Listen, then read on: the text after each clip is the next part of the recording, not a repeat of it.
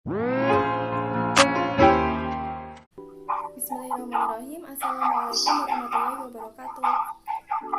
Halo teman-teman, gimana nih kabarnya? Semoga kalian tetap sehat ya dimanapun kalian berada. Tetap jaga kesehatan dan stay safe. Perkenalkan, saya Dinda Alvina Adistiara Putri dengan NIM A510-2048 yang akan berperan sebagai moderator. Dan topik yang akan kita bahas di presentasi kali ini adalah tentang ragam kerjasama yang terjalin dalam memecahkan masalah yang dihadapi anak terkait tumbuh kembangnya. Sebelumnya, izinkan saya untuk memperkenalkan anggota kelompok 12 yang akan memaparkan materi pembahasan presentasi kali ini. Yang pertama ada Hanan Slamet Waluyo dengan NIM A510-2050 sebagai pemateri 1. Yang kedua ada Maricia Diah Fiona Rosalina dengan NIM A510-2056 sebagai pemateri kedua. Dan yang ketiga ada Rana Livia Ashifa Asidik dengan NIM A510-2064 sebagai pemateri ketiga. Pada hari ini kami akan mempresentasikan tentang ragam kerjasama yang terjalin dalam memecahkan permasalahan yang dihadapi anak terkait tumbuh kembangnya. Pertumbuhan dan perkembangan anak merupakan hal yang sangat penting, bahkan membutuhkan perhatian lebih dari orang dewasa. Sekarang ini banyak keluhan orang tua mengenai permasalahan tumbuh kembang pada anak. Dan pada presentasi kali ini kami akan membahasnya dalam 7 bagian, yaitu pengertian permasalahan tumbuh kembang anak, macam-macam masalah tumbuh kembang anak, dampak yang ditimbulkan dari permasalahan tumbuh kembang anak, faktor-faktor penyebab permasalahan tumbuh kembang anak, cara mengatasi masalah tumbuh kembang anak, ragam kerjasama untuk memecahkan permasalahan tumbuh kembang anak, dan yang terakhir adalah kesimpulan. Baik teman-teman, kita akan mulai presentasi hari ini dengan mengucapkan basmalah. Bismillahirrahmanirrahim. Kita akan langsung menyimak penyampaian materi dari kelompok 12. Kepada teman-teman anggota kelompok 12, waktu saya persilahkan. Yang pertama di sini ada pengertian tumbuh kembang, pertumbuhan dan perkembangan anak. Pertumbuhan adalah suatu proses yang dialami oleh manusia dengan adanya penambahan ukuran tinggi badan dan penambahan jumlah sel yang sifatnya tidak dapat kembali seperti semula. Sedangkan perkembangan adalah perubahan yang terjadi akibat diensansi sel dalam tubuh manusia menuju keadaan yang lebih dewasa. Pengertian permasalahan tumbuh kembang anak. Permasalahan tumbuh kembang anak merupakan gangguan kemampuan yang terjadi karena adanya keterlambatan dalam perkembangan dan pertumbuhan pada anak.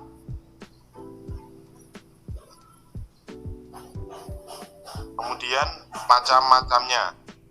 Secara garis besar, masalah yang dihadapi anak dapat digolongkan menjadi 3, yaitu masalah-masalah yang berkaitan dengan keadaan fisik, psikis, sosial, serta kesulitan belajar. Yang pertama, fisik. Terkait dengan keutuhan dan kemampuan fungsi panca indera anak, kemampuan melakukan gerak-gerakan sesuai perkembangan usianya. Contohnya, permasalahan fisik antara lain gangguan fungsi panca indera, cacat tubuh, kegemukan, stereotipik, kidal, dan gangguan kesehatan. Yang kedua, psikis. Terkait dengan kemampuan psikologis yang dimiliki atau ketidakmampuan mengekspresikan dirinya dalam kondisi yang tidak normal. Contohnya antara lain gangguan konsentrasi, inteligensi, berbohong, dan emosi. Kemudian yang ketiga yaitu sosial. Berhubungan dengan kemampuan anak dalam berinteraksi dengan teman sebayanya, orang dewasa, atau lingkungan pergaulan yang lebih luas. Contohnya antara lain aku agresif, pemalu, manja, aku merusak. Dan yang keempat yaitu kesulitan belajar. Dimaknai sebagai ketidakmampuan anak dalam mencapai taraf hasil belajar yang sudah ditentukan dalam batas waktu yang telah ditetapkan dalam program kegiatan belajar sesuai dengan potensi yang dimilikinya. beberapa indikator dan jenis kesulitan belajar yang mungkin dialami oleh anak antara lain lower level, underachiever, dan slow learner. Bukan dapat satu, anak tidak dapat untuk melakukan. Kedua, anak akan sering bingung. Yang ketiga, dapat menyebabkan gangguan mental pada anak. Yang keempat, anak akan lebih susah untuk berinteraksi dengan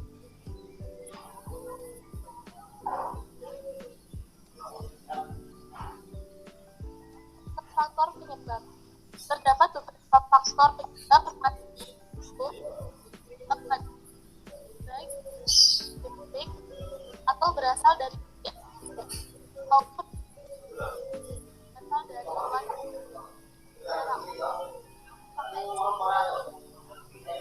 ada hubungan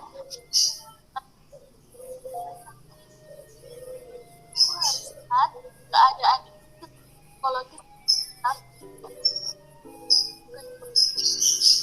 merupakan dasar mempunyai perutama mencapai hasil akhir proses.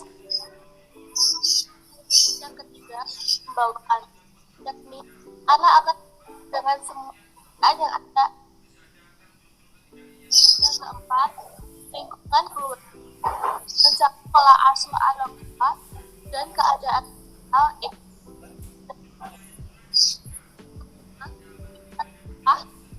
cara proses belajar alat bantu yang masyarakat mencakup pergaulan norma dan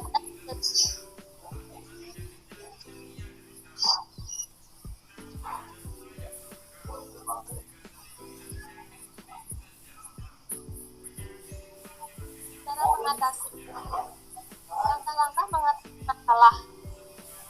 Yang pertama, identifikasi kasus. Upaya anak yang diperkirakan mengalami masalah. Kedua, identifikasi masalah. Upaya mengatasi permasalahan yang ada. Diagnosis merupakan yang keempat, prognosis merupakan alternatif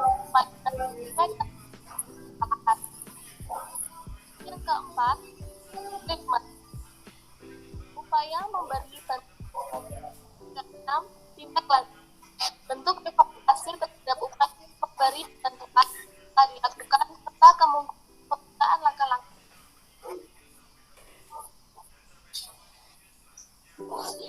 Selanjutnya yaitu cara mengatasi. Pada hakikatnya tidak ada satupun teknik yang efektif untuk menangani permasalahan anak yang berbeda-beda. Namun penggunaan suatu teknik akan bergantung kepada karakteristik anak, jenis permasalahan, kemampuan, serta keterampilan pemberi bantuan, serta faktor fasibilitasnya. Di antara beberapa teknik yang dapat dilakukan orang tua dan guru untuk membantu menangani permasalahan anak adalah sebagai berikut.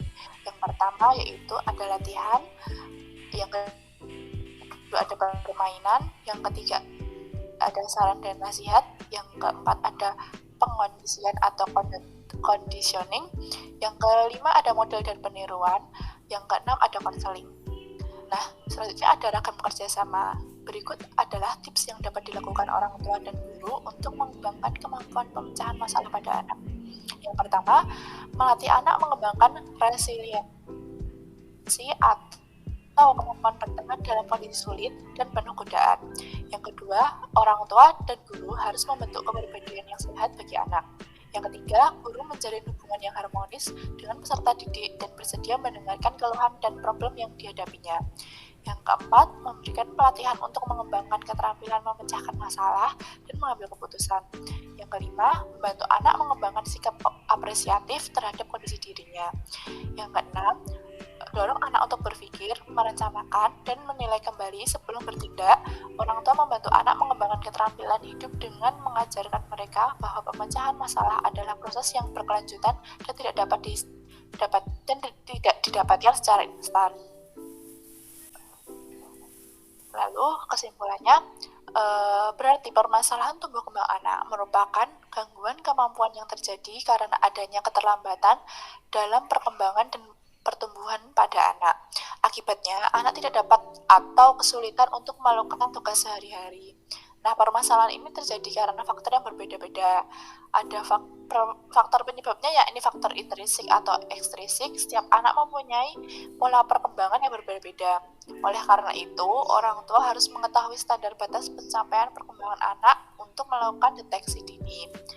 Tools yang paling mudah dipahami orang tua adalah KPSP yang bisa ditemui di internet, yaitu kuesioner pra-screening perkembangan anak mulai lahir sampai usia 72 bulan.